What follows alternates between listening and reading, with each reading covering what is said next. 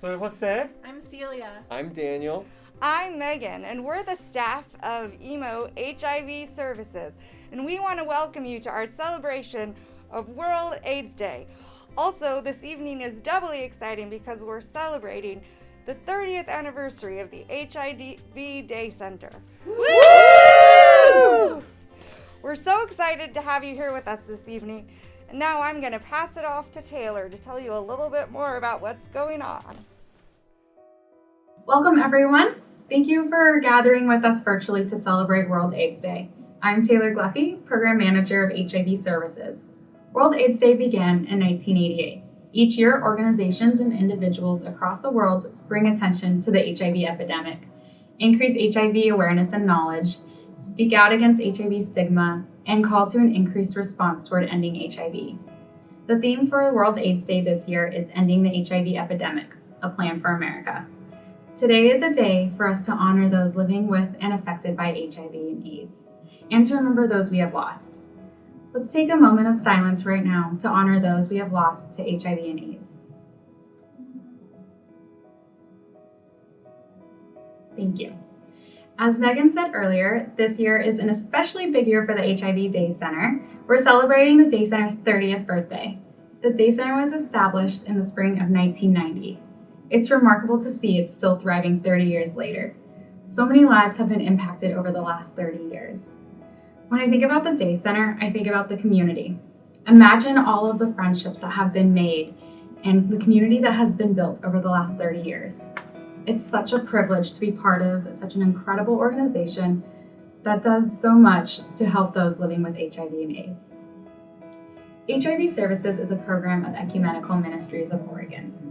There are several services offered within the program. One of those is the Day Center. At the Day Center, we offer hot meals, psychosocial support, and help to meet basic needs such as showers, laundry, mail services, internet and phone access. We also provide clothing and hygiene items. One of the other aspects of HIV Services is the Daily Bread Express. This program offers weekly meal delivery to those who are medically homebound. Like most things, the COVID-19 pandemic has changed the way we provide our services. At the beginning of the pandemic, we increased our Daily Bread Express services to include our Day Center clients. For our unhoused clients, we continue to provide a breakfast and lunch to go. In July, we reopened the Day Center to daily use while taking extra precautionary measures to practice social distancing and mask wearing. The health of our staff and clients has been our number one priority. We have been grateful to be able to offer continued support to our clients even during a global pandemic. This could not have been possible without the help and support of our volunteers and donors. Later on, you'll hear why these services we provide are so important to our clients. I wish we could be together in person tonight. I look forward to seeing you all in the future. Tonight, we are making the most of a virtual World AIDS Day. We have some special guests this evening to help us celebrate 30 years and World AIDS Day. Thanks again for joining us.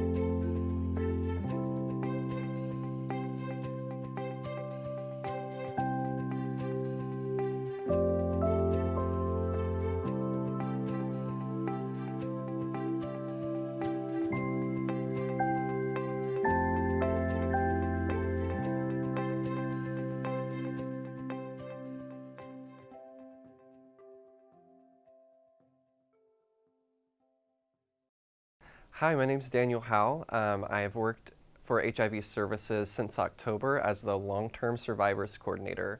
So my main role in that position is to facilitate safe spaces for long-term survivors to discuss the highs and lows of living long-term with HIV. And right now I get to introduce one of our clients to tell us his story. His name is Thomas. He is a really vital part of the day center for a lot of reasons. One of the ones that come to mind most immediately is that he's always so positive and helpful. He often stays way after the day center is closed to help us clean, which takes a huge load off of our plate, and is always so positive while doing it. So I really like that about Thomas, and let's hear more from him right now. My name is Thomas Golden, and I've been using the day center between 3 to 5 years. I was diagnosed in 1988. I didn't think I'd live past my first birthday, and ever since that birthday is gone, I've lived just to live. I mean, I just live for life. I set goals, I've traveled, I've done everything. So I don't let HIV/AIDS stop me from living. Recently, I lost my brother about a year or so ago, and my mother was put into an adult care facility, and so my stability was gone, and I had to take everything out of my household, my mom's household, and put it in my place, which got me in trouble with the place that I was currently living in for hoarding. So I was evicted for hoarding. Although I'm going through this situation at the time of being homeless, I see this turning around soon. And I've learned from my lessons, some of the things I've encountered. But I'm comfortable with it. I'm comfortable talking about it. I used to go to my doctor's patients and talk to them, the people that were freshly diagnosed, just to calm them, The day center means a warm place, good meals, opportunities to clean our bodies, good company, and very helpful staff. I really appreciate it. I do. It's been so nice to be able to have a place to go, because basically we're in a tent, and you have to find something to do during the day. Otherwise, you go crazy just sitting around doing nothing. And I can't do nothing. I have to find something to do. I need more places like the day center. They offer so much, and they help so many people. Tents and tarps and clothing. Toiletries, and counseling. And some people come in a bad state of mind, and they sometimes they can bring them out of it and help them, make them happy. Sometimes they can't, but they do try. I've been around long enough to know they've been wonderful. I appreciate them.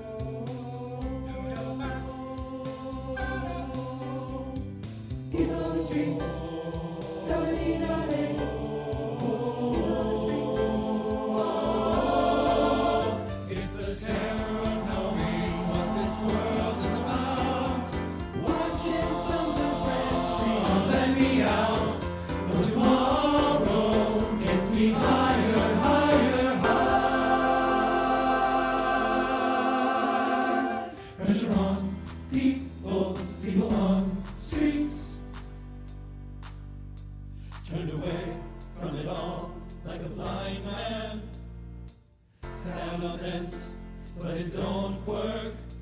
Keep coming up with love, but it's so slashed and torn. Why? Why?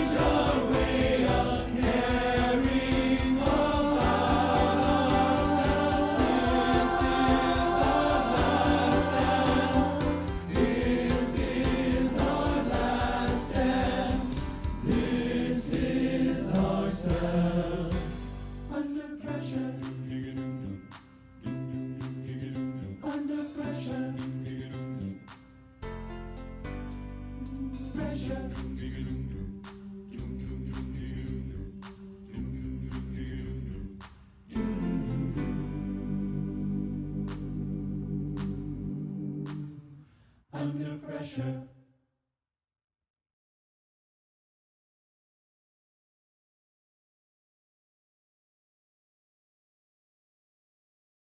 Hello, my name is Celia Rayfield. I am part of the Day Center through Quaker Voluntary Service. I am the Events and Activities Coordinator at the Day Center. Right now, I get to introduce one of our clients who is going to tell us her story. I've gone to play a lot of Wii bowling with Joyce. Trust me when I tell you, she is tough competition. Let's hear now from Joyce. My name is Joyce, and I've been a part of the Day Center since about 2008, off and on. Well, I found out I was positive March 17th of 2008. I immediately got associated with the clinic, and then the first person I told was somebody that was positive, and I didn't know that at the time. And they were the ones that introduced me to the Day Center. I met my best friend at the Day Center. The HIV community, I'm grateful that I became HIV positive. I feel like in this community and the way the Day Center is set up, they go above and beyond to try to help you in every aspect of your life. I've recently had to have extra services because of my accident, support on transportation. Now I have to pay more money where I live, and so I've gotten support with like toiletry, just hygiene stuff, and or just an ear. Being able just to talk to someone about what I'm going through. I felt like my inner child was coming out, and nobody was judging it. And that's the thing I like about the Day Center, is that it's given, and I do writing too, and it's been given me a voice. People allow me to be a part of something so big. This is my third time talking for the Day Center. I feel it's very important for women because I'm usually the only woman in the HIV community that does activities. And I feel it's very important that we acknowledge that women do go. They're just really quiet, or they have their own personal stuff going on. And I want the world to know that it's not just for men, that women belong there too, no matter what your background is. It's a really loving and peaceful home. And we just help one another. Being able to having a conversation with somebody means so much to them because they don't have that. I know I have the same problem. Like, I can isolate really bad, which makes me think of bad things. But I feel like a family that I've never got to have. And I want other women to know that they can do it too. They can be a part of something so big and make really, not just friends, but family. Hi, my name is Megan Lewis, and I'm the Daily Bread Express coordinator.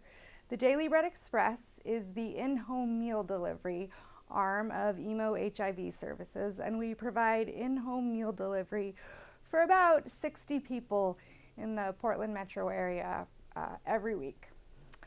Right now, I get the immense privilege to introduce Russ Miller, who prepares all of the meals for the Daily Bread Express. Russ is one of my most favorite humans. He is a beautiful soul, and the mold was truly broken when he was born.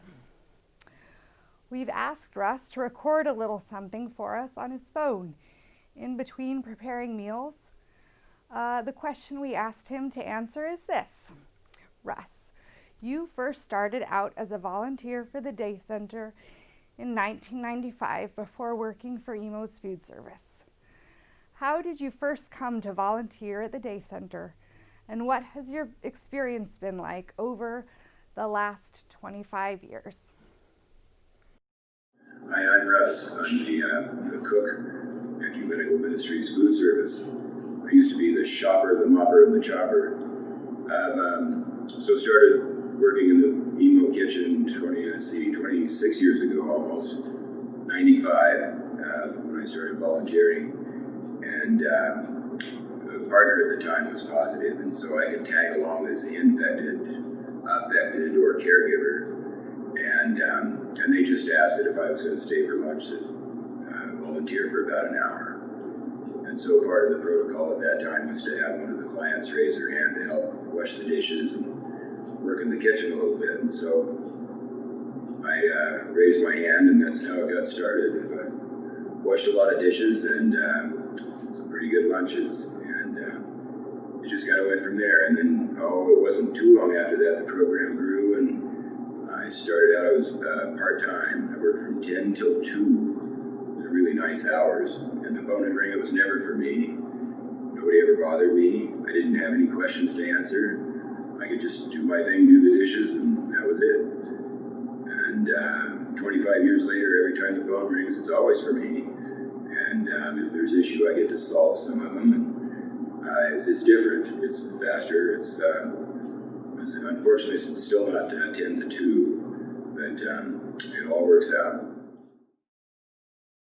Good evening, everyone. My name is Paul Lefebvre. I am the Director of Development and Communications for Ecumenical Ministries of Oregon. I hope that you're enjoying this celebration of World AIDS Day as much as me, and the 30th anniversary of the Day Center. How great is that? What an awesome legacy. You know, I got to be in the room when they were interviewing Joyce and Thomas, and it had a big impact on me, I got to tell you. Hearing their stories and the kind of hope and optimism they have for life, and hearing the way that the Day Center has impacted them, I hope that you were able to feel the heart of that as much as I was. You know, it really makes my job easy. I have the opportunity right now to invite you into involvement, to show you opportunities for involvement in the work of HIV services. Of course, you can volunteer, and we would love to have you volunteering down at the Day Center. There's a link in the chat right now for you to click on and get more information about volunteering. If you registered today with an email address, you'll also get an email that talks about how you can volunteer. Another way that you can be involved is by financially supporting the work of HIV services.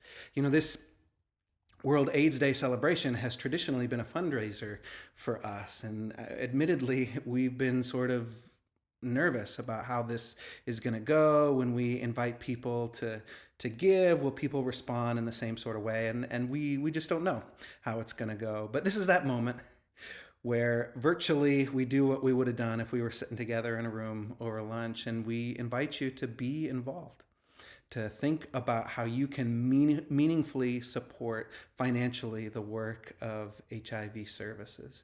And as you heard from Thomas and Joyce, there's really nothing more to say. You can see that the work is meaningful and that the work is important.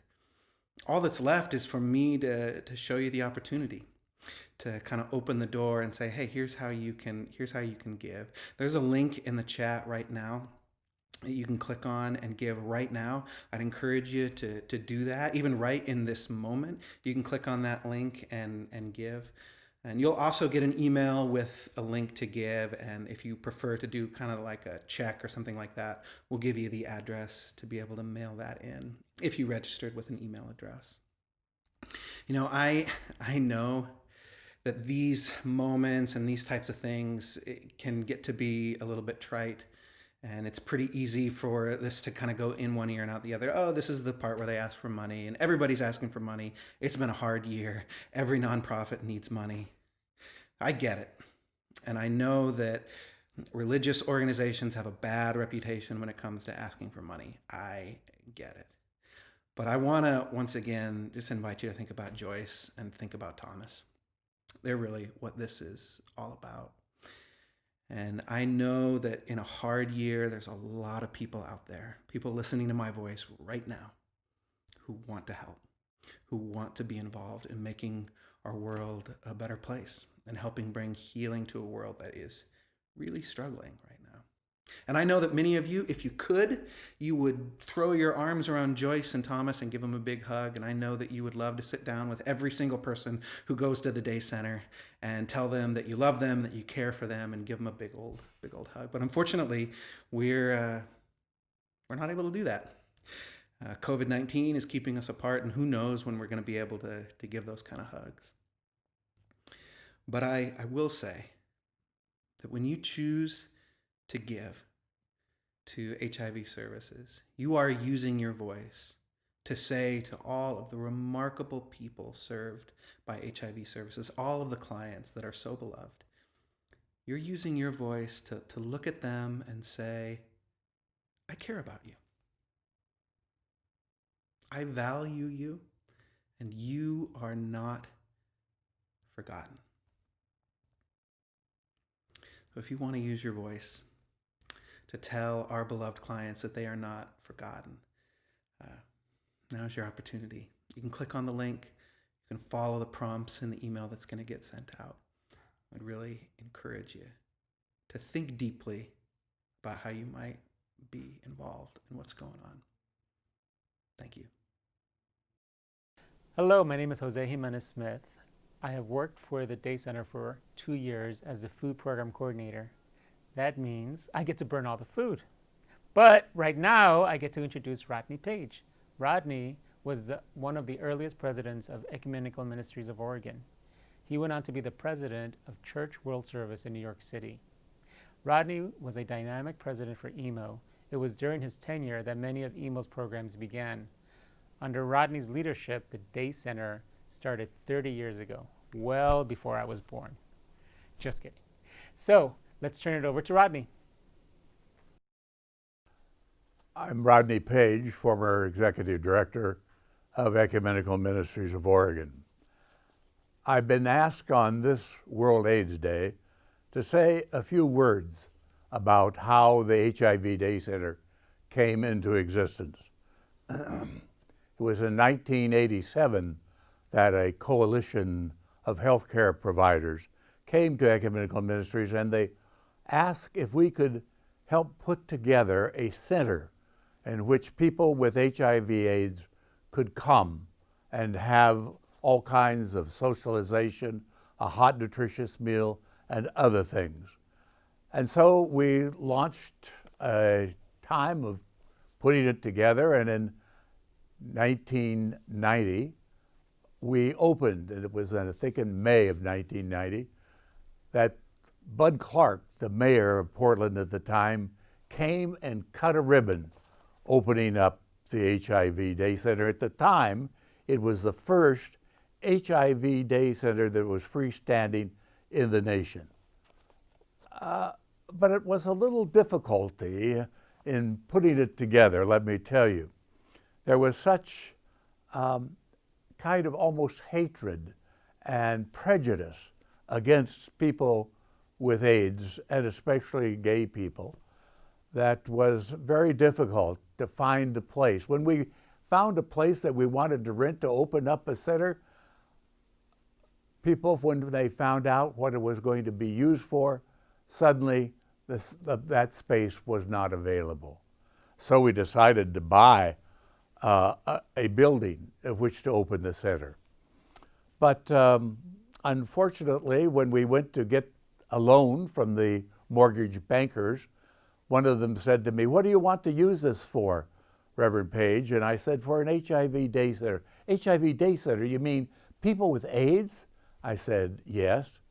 And he said, "My goodness, what if you defaulted on the loan and we'd have to take it back? It wouldn't be good for anything. We'd have to burn it down." That was the kind of thinking that was abroad in the land at the time. But fortunately, a man stepped up, William Wright stepped up, and he said, "I will sell you a building on contract." And so we bought that building on contract from him and persuaded the OHSU to move the HIV/AIDS clinic down off of Pill Hill and co-locate it with the HIV Day Center. And there it developed and blossomed, welcoming all kinds of people. Eventually, it was moved over in Northeast Portland to the lower level of the church, the United Church of Christ Church. And there it continues to offer a wide range of activities and services for people with HIV/AIDS. Most of them that come there are 300% below the level of poverty. And they're currently offering hot breakfast and lunches. They're helping people to help problem solve by counselors, talking with them, washers and dryers, showers, hygiene supplies, computer and internet access, recreational activities, massage, haircuts, and acupuncture are provided by volunteer practitioners. The day center is utilized by many people. It's open every day, 4 days a week, I should say, and it is, after going there on several occasions, I can tell you it's well utilized. It's this wonderful organization, Ecumenical Ministries, through which the faith community operates, has provided this wonderful resource to the HIV Day community since 1995. 1990, I believe it was. Excuse me. What has been the motivation for this? The motivation has been the values that bring us all together. You who are listening to this, the churches and synagogues and mosques and all the faith community through Ecumenical Ministries of Oregon. You know, the scriptures say, without a vision, the people perish. And what is that vision? It's simply what the prophets of the Old Testament were preaching, the sayings of Jesus, the writers of the New Testament, and what they had to say about our social bonds, our commitment that we have in community with one another. And when we move towards that community, towards those social bonds, towards those values, slavery is ended, civil rights achieved, and we celebrate a common community. But when we move away from those bonds of faith, those bonds of values in community with one another, human rights then are neglected, and greed triumphs, selfishness erodes our common life, our divisions increase, our weapons expand, and our conflicts proliferate. St. Paul, in the 5th chapter of the book of Galatians, talks about the values that we hold in common. And it goes something like this. But the fruits of the Spirit are love, joy, peace, patience, kindness, goodness, faithfulness, gentleness, self-control. He goes on to say, God is not mocked. Whatever a person sows, that shall they also reap. So let's not grow weary in well-doing, but let's do good to all people, all people. Ecumenical Ministries have planted seeds in this community and in this state, and from it has many lives have been enriched. The seeds that have been planted to help the poor, the powerless, the sick, the addicted, all whose way is hard in this life. Because of people like you, this ministry endures.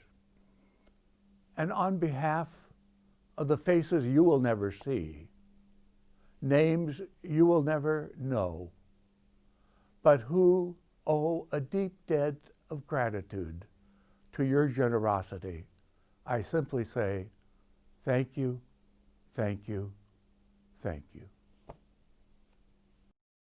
Well, good evening once again. It's been great to be with you this evening on this World AIDS Day. Thanks for joining us. You know, as I have been thinking and reflecting on this day and all the optimism and hope that it represents, and thinking about all the hope that you find at a place like the Day Center, I started to think about this song.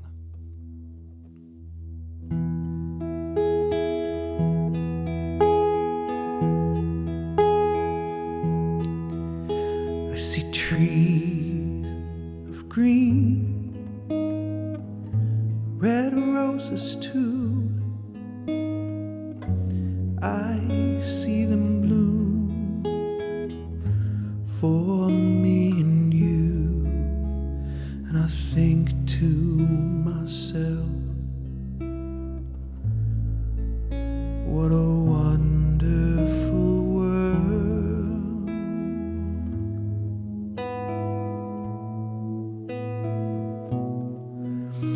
I see skies of blue, clouds of white, bright blessed day, dark sacred night, and I think to myself, what a wonderful world. The colors of the rainbow, so pretty in the sky, are also on the faces of people going by. I see friends shaking hands, saying, how do you do? They're really saying, I love you. I hear babies crying, I watch them grow. They'll learn much more than I'll ever know. And I think to myself, what a wonderful world.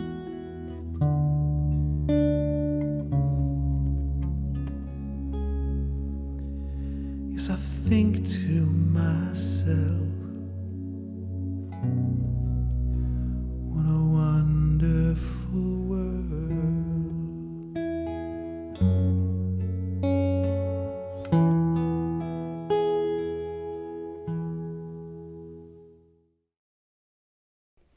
Thank you everyone for joining us this evening. We want to finish off the night by a little fun celebration, and we hope that all of you at home will join us in singing happy birthday to the Day Center. We are so excited to be celebrating 30 years, and so let's begin the birthday song. Happy birthday to you. Happy birthday to you. Happy birthday, dear Day Center. Happy birthday to you.